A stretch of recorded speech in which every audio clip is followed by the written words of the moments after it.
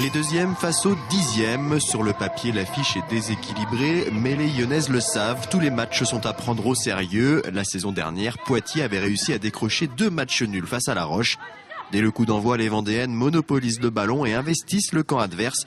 Une domination qui se concrétise à la 12e minute. Nicolas récupère le ballon côté gauche et lance Nakache en profondeur. Cette dernière sert Charlotte Pellerbe qui ouvre le score. 25e minute, Madeleine Goyot se blesse. Elle doit céder sa place à la jeune Fatoumata Baldé.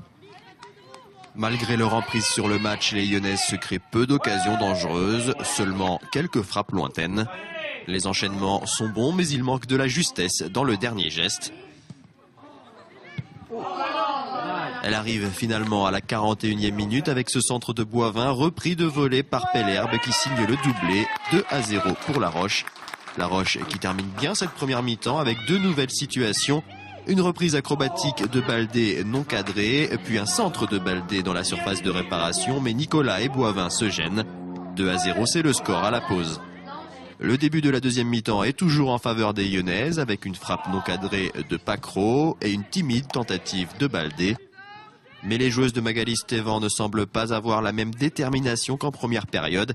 Elles baissent de rythme et laissent des espaces aux Poitevines qui en profitent.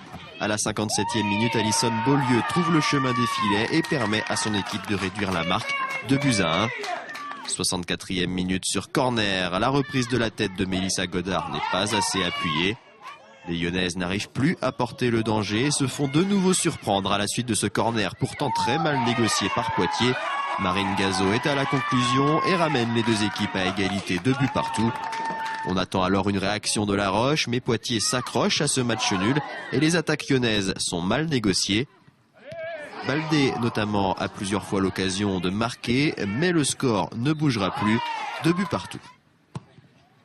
Je suis en colère parce qu'on n'a pas le droit de laisser échapper ce match-là, pas avec la manière, fallait être patient, fallait continuer à les faire jouer collectivement et c'est pas ce qu'on a fait, on est tombé dans l'individualisme prononcé et on n'a pas le droit. Donc je suis pas du tout en accord avec mes joueuses, non, certainement pas.